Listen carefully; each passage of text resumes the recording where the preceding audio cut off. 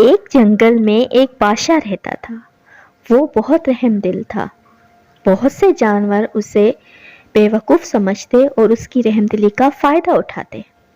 بادشاہ ان سب کی چالاکیوں کو جانتا تھا، پھر بھی وہ انجان بنتا تھا اور اللہ کی رضا کے لیے ہمیشہ معاف کر دیتا تھا۔ ایک دن بادشاہ کی طبیعت بہت خراب ہوئی اور وہ علاج کروانے دوسرے جنگل کو گیا اور اپنی سلطنت امانت کے طور پر جنگل کے 2 جانوروں کو دے گیا۔ وہ دونوں جانور بہت لالچی تھے اور انہوں نے وعدہ کیا، جب تک آپ نہیں آتے ہم سلطنت کی حفاظت کریں گے۔ لیکن بادشاہ کے جانے کے بعد ان دونوں نے سلطنت پر قبضہ کر لیا اور جنگل کے جانوروں کو ستانے لگے۔ جنگل کے سارے جانور ان سے بہت پریشان ہونے لگے۔ جب بادشاہ واپس آیا تو دیکھ کر بہت حیران ہو گیا، اپنے جنگل کے سارے جانوروں کو بری حالت میں دیکھ کر۔ بادشاہ اپنے محل میں بہت غصے سے گیا اور ان دونوں کو کرسی پر بیٹھا ہوا دیکھ کر اور غصے میں آ گیا اور پوچھا، یہ سب کیا ہے؟ ان دونوں نے جواب دیا، اب یہ سلطنت ہماری ہے، آپ یہاں سے جا سکتے ہیں۔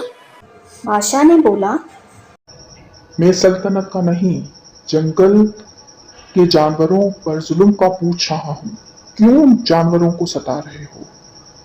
یہ سن کر دونوں ہنسنے لگے اور بولے، اب یہ سب ہمارے غلام ہیں، ہم جیسا چاہیں ان سے سلوک کریں۔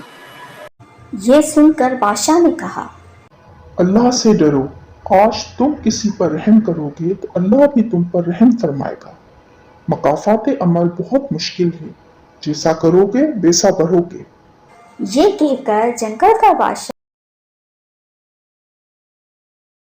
سارے جانور بھی اس کے ساتھ چل پڑے اور جنگل میں صرف اور صرف یہ 2 ظالم رہ گئے۔ اللہ کا قہر نازل ہوا اور جنگل میں وبائی بیماری پھیل گئی، جس سے وہ دونوں ظالم بری طرح بیمار ہوئے۔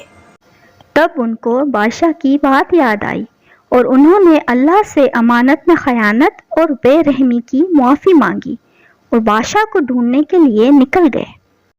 جب بادشاہ اور جنگل کے سارے جانور دکھائی دیے تو انہوں نے شرمندہ ہوتے ہوئے اپنی غلطی کی معافی مانگی۔ بادشاہ نے بولا، میں نے تم دونوں کو اللہ کی رضا کے لیے معاف کیا۔ اور سب مل کر جنگل کو روانہ ہوئے اور ہنسی خوشی جنگل میں رہنے لگے۔